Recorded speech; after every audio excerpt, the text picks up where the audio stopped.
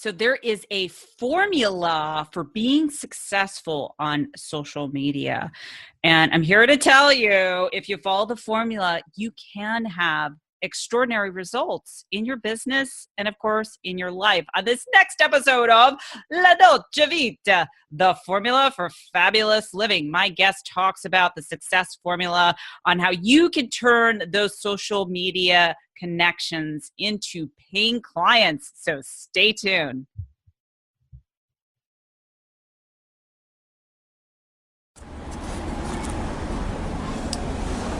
Frankie Lee, dimmi, quale senso della vita?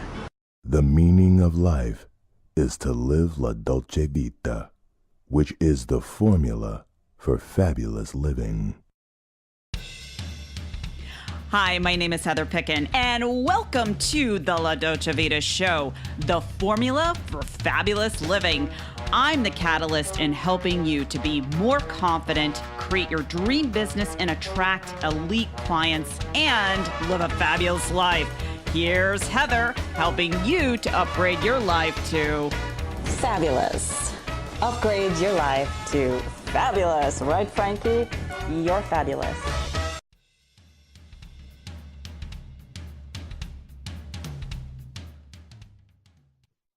Well, hello, everyone, and welcome to another episode of La Dolce Vita, the formula for fabulous living. And I love what I do. And the guests that I have on my show, they're inspired with their mission and purpose. And we're here to break down the formula because I know that there is a formula for success, just like there is a formula for making the perfect chocolate chip cookies. When I was younger, I did have the formula. I don't make them now. I actually get so sick I can't even eat chocolate chip cookies anymore because I used to eat the cookie dough, but I digress because that's what it's all about.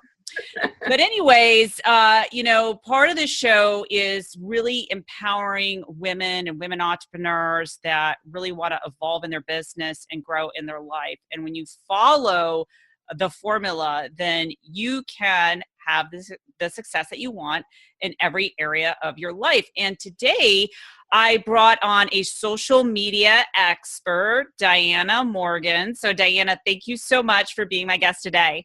You're welcome. I'm so excited to be here. Thank you. And I love the topic. We're going to be talking about the formula for social media success because a lot of people don't understand what that is.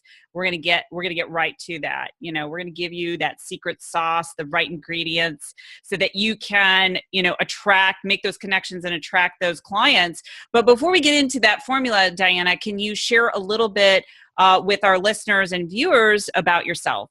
Yes, absolutely.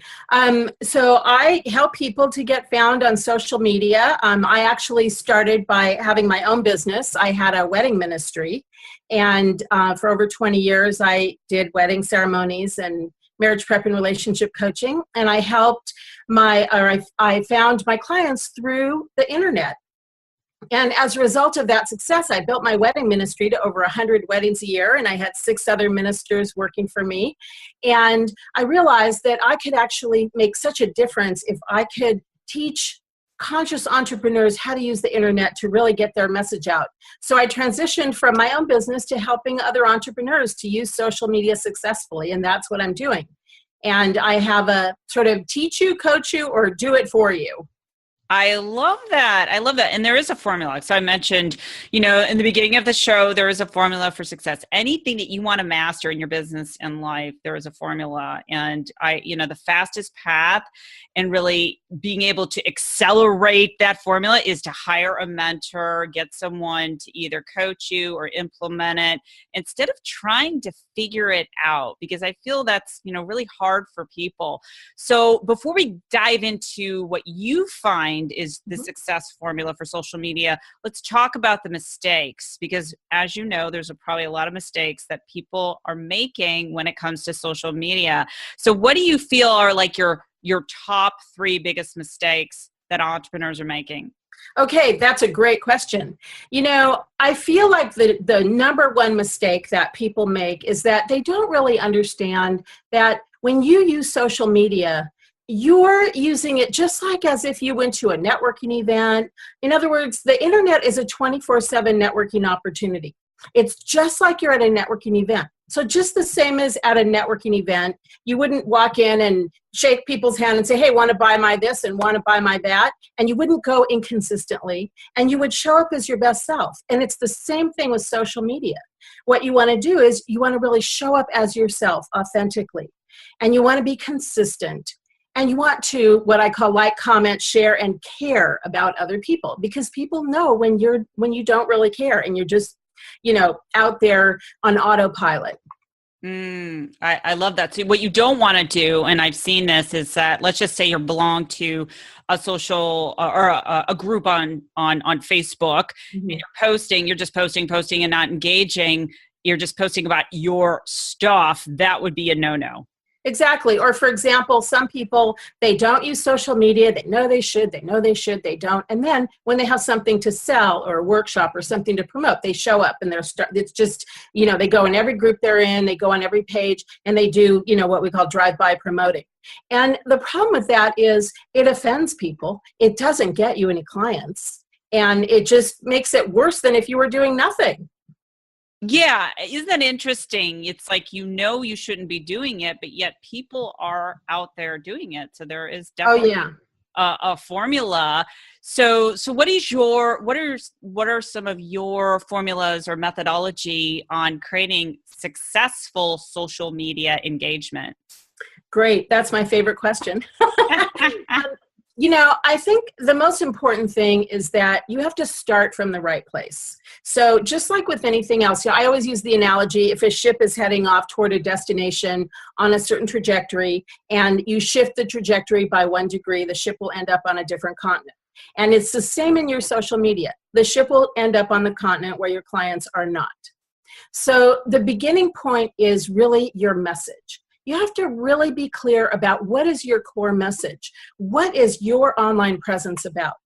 That way, what happens with, I find a lot of my clients and a lot of people, is you come to social media, you come to Facebook as an example, and you start to post and you're like, oh, what's she doing? And you get so distracted by what's happening. You do, I've fallen into Facebook and I can't get out. And then suddenly you're distracted. You've spent an hour, you've done nothing. So if you could come to your social media every single time you open it up and say, first of all, what is my message? What do I want to share? And then from that place, you say, who do I want to connect with? How do I help people? And then you think about, what am I offering? What am I selling? So then you're actually coming from this place of really making positive, effective connections. And you have intention. So you're not just being random. You're not getting distracted. You know what you're doing there. So it helps you to figure out, who do I want to play with? Who are my strategic partners? What groups do I want to be in? And what do I want people to say about me? Diana Morgan, she's all about, blogging and social media. Oh, Heather Picken, she's all about finding your, high-end ideal clients, or whatever it is. You want people to say that when they see you, not like, oh, here she is again selling something, right? Absolutely. And I've seen that, but yet a lot of times people really need to they need the instructions written down, basically. Sure. Another thing is that if you come from your core message and you share quotes, you share articles, you share inspiration, what happens is people share that content and it extends your reach on social media. I mean, you could share about what you had for dinner last night and share about your adorable cat. Yes, you can. But people are not going to share those posts. Right. Well, they're not going to share the post about my chihuahua. No, and they never shared about my cat Fluffy. She didn't know, but no, they never shared those posts.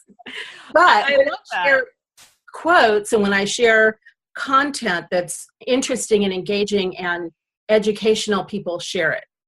And when it comes back, it reflects back on me. I love that. I just want to reiterate that. So everyone that's watching or listening, it's like when you're sharing like an article, something that's relevant, that might be valuable to them, they're going to perceive you as an influencer and they're going to come back and be in your world whether it be Facebook, yeah, Twitter, whatever social media platform, Instagram. So I think that's really important. Now, do you find when you're working with your clients that you have a different formula for each social media platform? Okay, so there are different ways to use social media, but I tend to really focus a lot on Facebook because I feel like if you understand how to use Facebook, then what you're finding is like, well, it's just like Facebook, it's just a different format of the content, or it's just like Facebook, but it's a different demographic. So I really feel that everyone needs to be using Facebook. And then whatever else you're going to do, it depends on your demographic. But my overall success formula is as follows. I feel that 50% of whatever you're doing on all of your social media is about you being you, branding yourself, which means you're putting out your message, but you're liking, commenting, sharing, and caring, and you're connecting with people. And maybe it's connecting by sharing about an event with somebody. Maybe it's private messaging. Maybe it's, commenting on their content, sharing and tagging them. It's really making that connection just like you would in a networking event. So I love that. Yeah. And, a lot of times people will say like, well, I have my personal page and my business page on Facebook. And a lot of times people will say, well, I'm just going to set up a personal page and I'll just really just market my business page. The thing is, Facebook wants you to be a person. So what that means is when you are liking, commenting, sharing, interacting from your personal profile, you're going to get higher up in Facebook's algorithms, which means more people are going to see your posts. So it's really important to be being a person on Facebook. And that's a part of your social media that you really can't pay someone else to do. Unless you're Nike or, right, corporation. You really can't pay someone else to do that because people know when you've paid someone else to do your social media. That's really interesting what you're saying with Facebook. So if you're commenting more and you're sharing articles, it gets up into Facebook's algorithm. Therefore, everyone that you're friends with, you're going to have a higher level of visibility. Correct, especially when you post it in your news feed. Yep. Awesome. And, to take that to the next level, it also, so for example, when you do Facebook Live videos, for the entire time that you're live, you are at the top of everyone's news feeds. So now maybe not when you repost them, but when you're live, you're at the top of people's news feeds. So that is so important. I love that. Yeah, that's such a great tip because I do Facebook lives a lot. I do them very consistently. So all these little tips and tricks that you're sharing with people will really elevate their Facebook status and do it right. Don't be one of those people that, and I've seen it with all of these groups, they're just posting stuff about like sales. Hey, get my sale. It's 50%. Like that's all they post. They don't post anything else. They don't create engagement. It's all about look at me. Right. And when you do that, people do unfollow you. Yeah. And it's the same thing. You wouldn't do that at a networking event. If you do that at a networking event, people would be like, hey, Heather, how you doing? Right? You wouldn't want anything to do with you. I like that. And just reiterating, posting on Facebook is something that would, ask yourself that question. Would I do this at a networking event? And I always recommend if you're at a networking event, do not push your card on someone unless they ask for it. No, and it's the same thing. You wouldn't walk up and put a flyer in everybody's face and say, want to buy my workshop or want to buy my product or something. So it's the same thing. So 50% be you, brand yourself, and be professional. Use a professional picture, even in your personal profile. Excuse me. Don't use a picture of your grandson or your cat or your daughter or your high school picture. Use a professional picture, and even if it's your personal profile. So 50% be you. 40% of your time on social media, that's where you're going to actually be educating, inspiring, and motivating, and building influence and positioning yourself as an expert. That's where your quotes, your articles, blog, if your blogging is still very powerful. And what you do is you post a couple of lines, just a little snippet with a link back to your website. So you want to get people to subscribe. So 40% educate, inspire, motivate. On your personal Facebook, maybe it's like personal quotes or, personal inspiration. And then on your business page, it's related to your business. And that you can pay someone else to do. My company offers that service. You can pay someone to do that as long as you're monitoring the content. A lot of times this is another big mistake that people make, is they'll hire, the intern or their teenage somebody, and that person is posting things that are not in alignment with their brand. And, once it's out there, it's out there. You can't take it back. So it's really important to have a professional, even if you are going to hire someone to do it. No, I definitely agree. You want to make sure that you're doing it right. And another question that comes to mind. So if you're putting, let's say, business stuff on your personal Facebook page, since Facebook does change the user agreement all the time, is that a red flag for Facebook? Let's just say if you have a link to your blog, how are they perceiving that as a personal use as opposed to business Facebook page? Okay, great question. And, this is an area where I really help people with that whole, business versus professional and how to do that with your content. So, for example, if I put on my personal news feed, I'm super excited about speaking on Heather Picken's show today, or I'm super excited about this blog I just posted, or here's my new workshop coming up. That's me personally excited about something that's business related. And that I've never gotten dinged for that from Facebook. I don't do it a lot. If I'm doing 50%, I'm going to get to the other 10%. So if I'm doing 50% of being myself and branding myself, 40% educate, inspire, and motivate, that other 10% is promote. So of my whole 100%, I'm doing 10% of all of that. And maybe I post 2 or 3 posts a day. So maybe that promotion is like once, maybe twice a week at the most, only when I have something going on. So it's very, very seldom. Right. So you can do it. Yeah. So be careful of what you're doing. And of course, it goes back to if you're promoting all about you on your personal page, that's going to turn off people. So this also leads me to the question, what about the frequency of posting to really get traction? I mean, do you just put anything up there just to, get up in Facebook's algorithm, or are you really thoughtful in some of the things that you post? So what is your formula for the frequency of posting every day?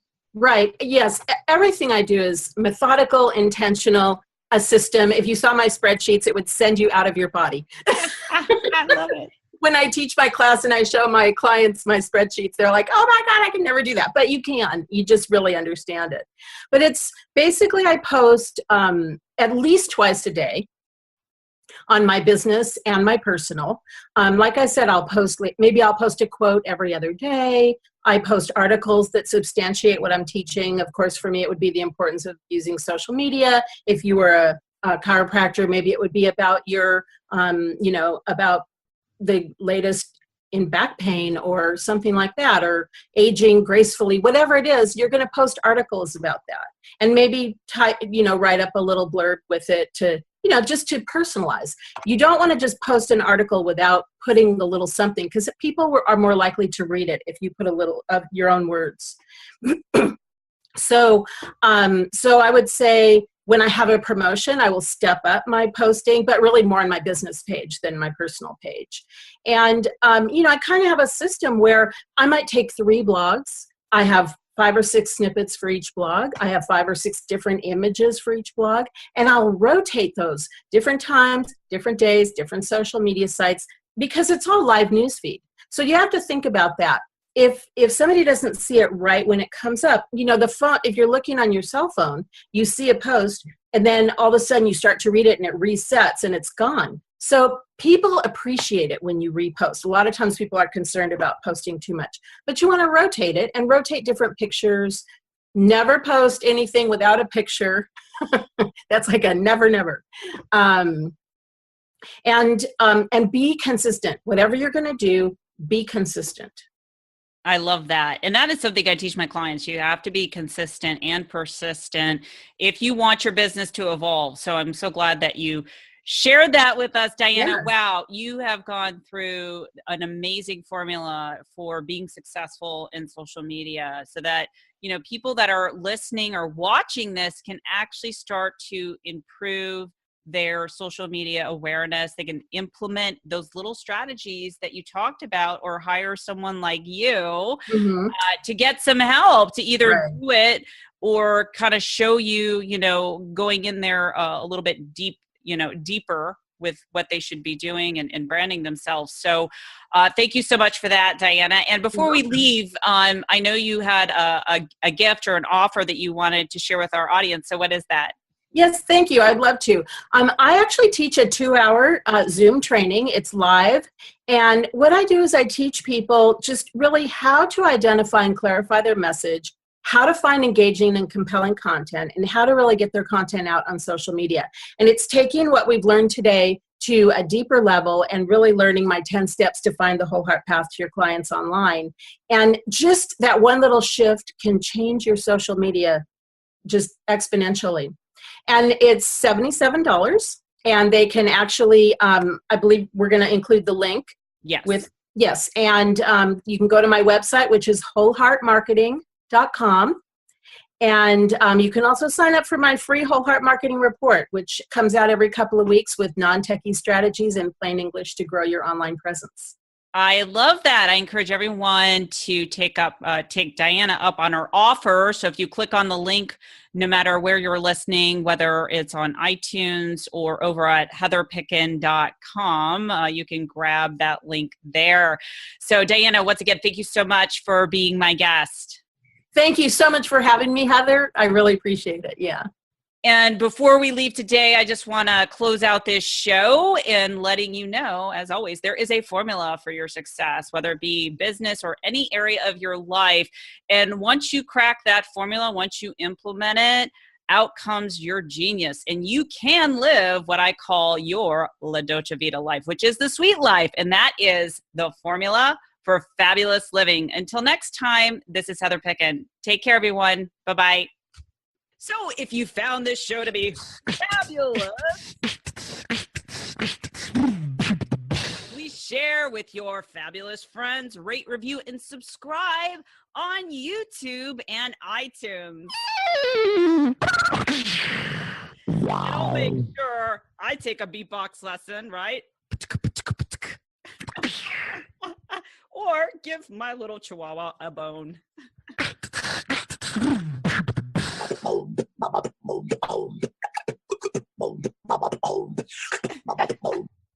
That's me. Fabulous.